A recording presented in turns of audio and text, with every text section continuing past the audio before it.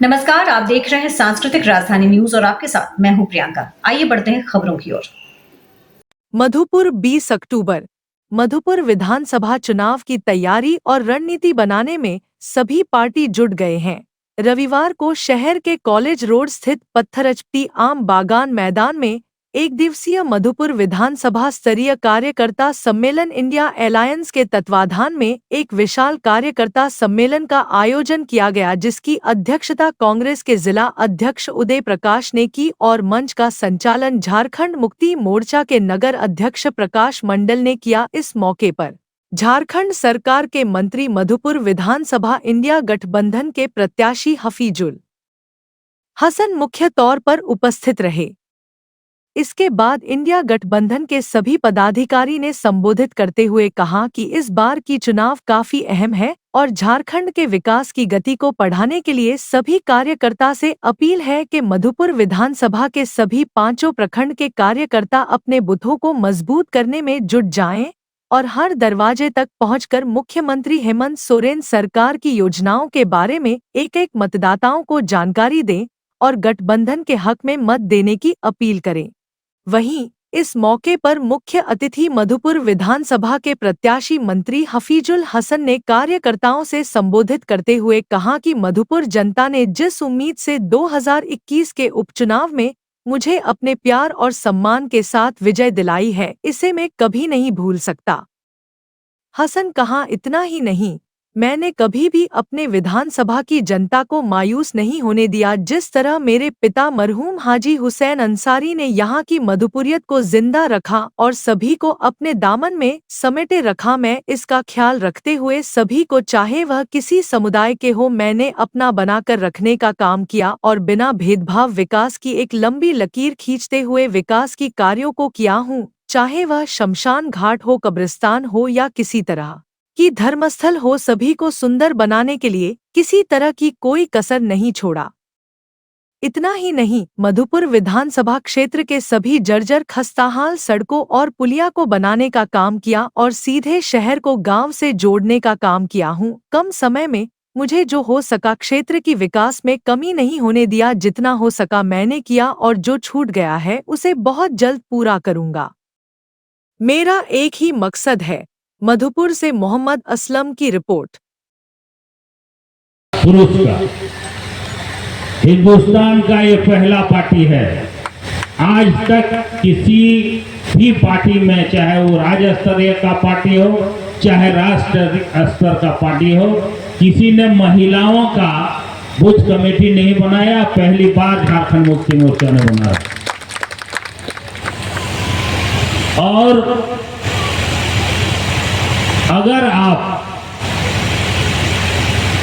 एक बूथ में 30 महिलाओं को 15 महिलाओं 15 पुरुष का अगर सदस्य आप बनाते हैं तो जितना मेरा 409 बूथ है, अगर उसमें टोटल 30 बनता है तो 12,270 सदस्य सिर्फ बूथ कमेटी के होंगे। अगर एक सदस्य 10 वोट दिलाएंगे, 10 वोट खोज के लाएंगे तो 1,22,700 वोट हम लोग का हो। अब का जमाना नहीं है कि गाड़ी लिए तब किसको इधर जाके फुर फार कर रहे हैं, उधर कर रहे हुए नहीं है। एक दिन में एक बूथ आप घूमिए, आपको पूरा प्रखंड देखने का जरूरत नहीं है। प्रखंड कमेटी देखेगा, जिला कमेटी देखेगा। आपका बूथ मजबूत है तो सब मजबूत है। अभी मैया सम्मान योजना की बात है। अभी हम लोगों ने, जैसे मुझे रात से पता चला कि तीसरा किस्त भी खाते में आने शुरू हो गया। जो छठ में आने का था वो अभी शुरू हो गया। और जैसे ही फिर से हमारी सरकार बनेगी और उसी के बाद ही 2500 रुपया आपके खाते में आना शुरू हो जाए। और अगर गड़बड़ हुआ तो पैसा 25 तो छोड़ दीजिए, 1000 बना जाए। आपको बिजली माफी 3500 करोड़ रुपया बिजली माफी हुआ। और उसके साथ साथ अगर 200 यूनिट आपके अंदर आप अगर बिजली जलाते हैं तो आपको जीरो बैलेंस, मतलब 1 पैसा भी आपका बिल नहीं आएगा। इसी तरह बहुत सारी योजनाएं हैं जिसको आप ऋण, कृषि ऋण योजना, ये भी आप सब अपने लोगों को बोल सकते हैं। आज मैया सम्मान योजना जब हमारी सरकार ने, हेमंत बाबू ने लाया तो बीजेपी कोर्ट चल गया। बीजेपी गया कि ये चुनावी प्रलोभन देने की योजना है, इस पर रोक लगाया जाए। तो आप बतलाइए, महिलाएं यहाँ बैठी हुई हैं, जो आपका पैसा रोकने चाहता था, क्या आप उस पार्टी को वोट दीजिएगा? नहीं। तो नहीं आता उठा नहीं। तो नहीं बैठी। और ठीक 20 नवंबर को चुनाव है। मैंने आज ये सोचा है, इस मकसद को पूरा करने के लिए ठीक आज ही के 20 तारीख, जो 1 महीना का बाद है, उसमें भी आपको यही 3 बजे 4 बजे तक आपको वोट देना है। और एक बात और है, बहुत सारा षड्यंत्र रचा जा रहा है। अभी जैसे सुनने में आया है कि बाजार में 5 बजे तक वोट होगा और देहात में 4 बजे तक वोट होगा। ये किक करने जा रहा है या विधानसभा वाइज करेगा, ये हम पेपर में आज पढ़े। इस गलतफहमी में आप नहीं रहे। आप अपने आदमी को 2 बजे तक, वो तो 4 बजे का टाइम दिया ना, हम लोग 2 बजे तक का टाइम अपना फिक्स करेंगे कि 2 बजे तक अपना सारा वोट हम लोग ईवीएम में डाल देंगे।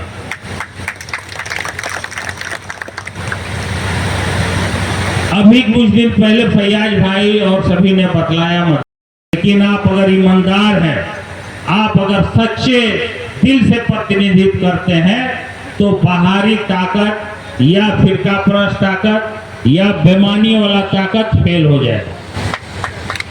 ये आप जानिए। ऊपर वाला साथ भी देता, वो देखता है कि इसका नियत में खोट है या नियत सही है, ये भी देखता। सिर्फ नीचे से ही नहीं चलता है, ऊपर से भी हम लोग चलते हैं, ये आप ध्यान में रखिए। अगर ऊपर से नहीं चलते तो 4 बार झारखंड की सरकार को गिराने का कोशिश किया और 4 बार हम लोग बचे।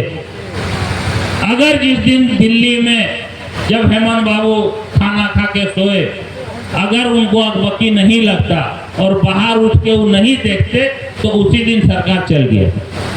तो ये भी ऊपर वाला से हुआ और ऊपर वाला मदद किया जो हुआ। और ये कहा भी जाता है, देखिए झारखंड मुक्ति मोर्चा, कांग्रेस और राजद, ये जो पार्टी, ये गरीबों का पार्टी। जब इनका इतिहास आप उठाइएगा, लालू यादव का इतिहास उठाइएगा, कांग्रेस के महात्मा गांधी, नेहरू जी का इतिहास जब पढ़िएगा, तब पता चलेगा कि इन लोगों ने सिर्फ एमपी एमएलए बनने के लिए नहीं, गरीबों को भलाई करने के लिए। उस वक्त आजादी का लड़ाई कांग्रेस लड़ा, ये सब भी आपको देखना होगा। अभी विकास में थोड़ा बात कर लेता हूं। मेरा, आप बोलते हैं कि हफीज तो हर मोड़ में एगो बोर्ड हफीज का लगा हुआ, हर जगह एगो आपको हफीज का बोर्ड मिलेगा कि नहीं मिलेगा। और मेरे लिए आप स्टार प्रचारक हैं, मेरे लिए आप हफीज हैं। अपने आप को हफीज बन करके आप फील्ड में उतरिए, देखिए आपको ईमानदारी से काम कीजिए, देखिए आपको कितना मजा आएगा। आप भी सोचिएगा हफीज जीतते न जीतते, की वेते ही वेते वो वेते नहीं जीते। अपने बारे में आप बोलिए, आपको जीतना। एक एमएलए अकेले नहीं जीतता है, पूरा समाज, पूरा संगठन जीतता। एक आदमी नहीं हारता, पूरा संगठन हारता। ये आप दिमाग में लेके चलिए। वो बदला चुकाने का, उस अपमान का बदला चुकाने का भी टाइम आ गया। कुछ तो हम लोग एमपी इलेक्शन में चुकाए और अभी एमएलए इलेक्शन में फिर से गद्दी दे करके चुकाना, उनको दिखला देना है कि जो शख्स अगर मान ली हेमंत सोरेन बीजेपी से मिलते तो आराम से वो मुख्यमंत्री बन के रहते, कहीं जेल भी जाना नहीं पड़ता।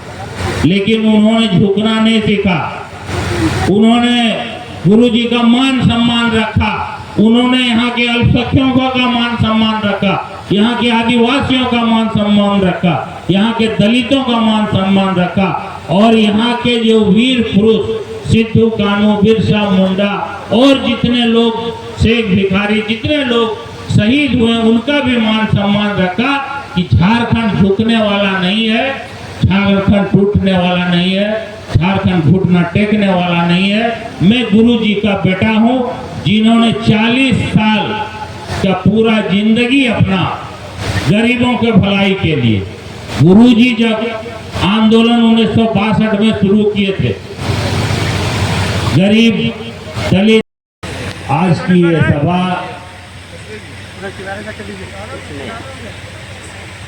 शुद्ध रूप से इंडिया गठबंधन के पंचायत स्तरीय कार्यकर्ताओं का सभा, ये सभा 26 तारीख को जो यहाँ नॉमिनेशन इसी मैदान में होगा, जिसमें झारखंड के मुख्यमंत्री शेरदिल इंसान माननीय हेमंत सोरेन जी का उपस्थिति होगा। समय बहुत हो गया है,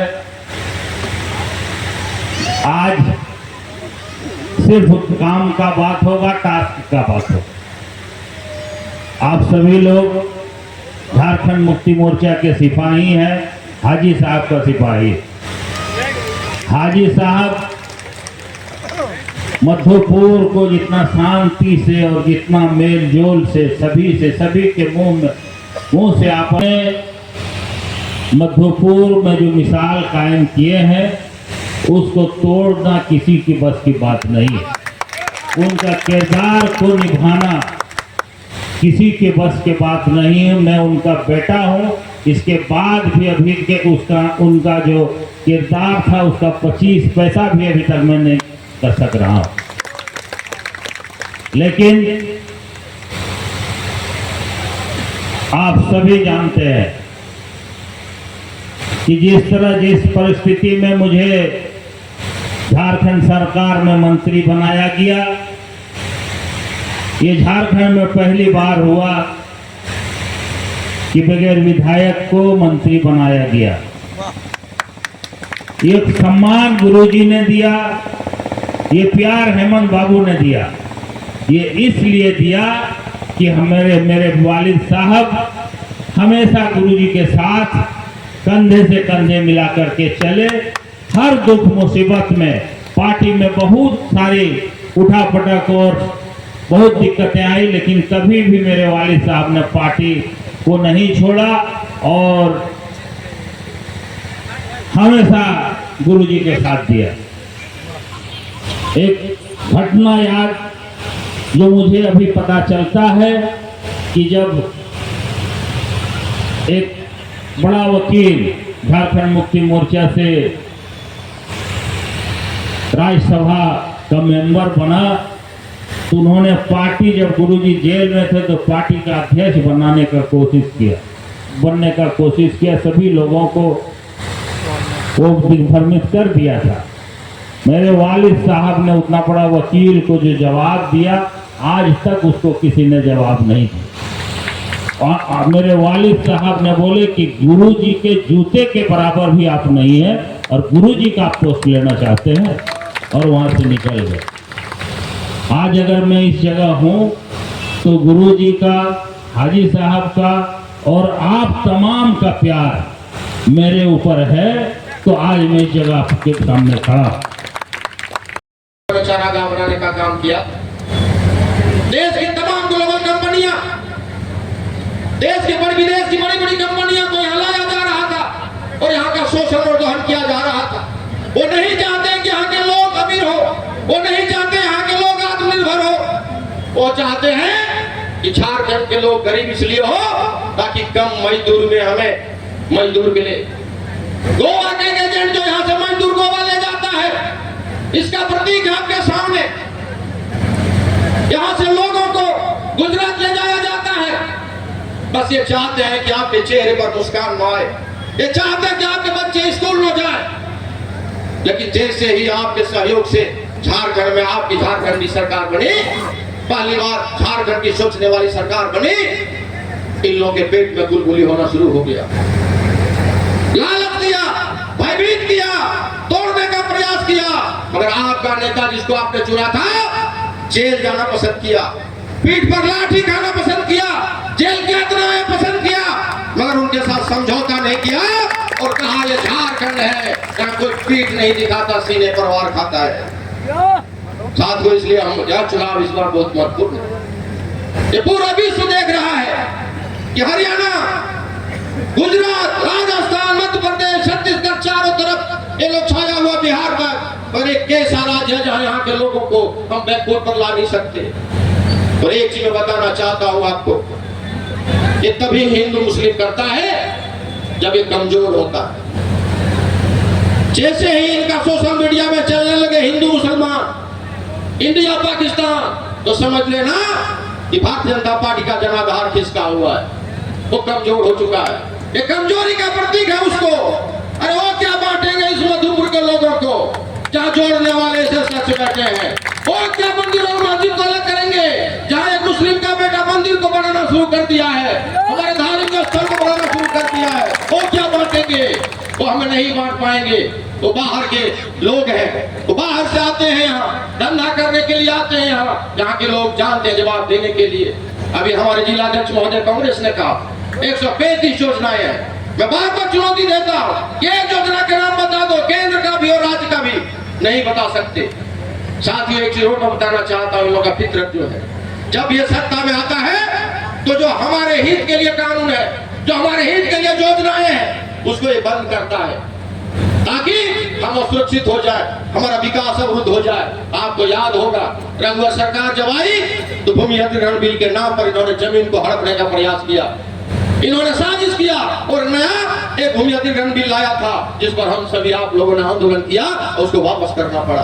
आपको याद होगा 14 महीने की सरकार जब हेमंत जी की रही थी तो हेमंत सोरेन ने धोती साड़ी योजना, सोना सोवरन धोती साड़ी योजना चलाया था। जैसे रघुवर दास आया उस योजना को बंद कर दिया था।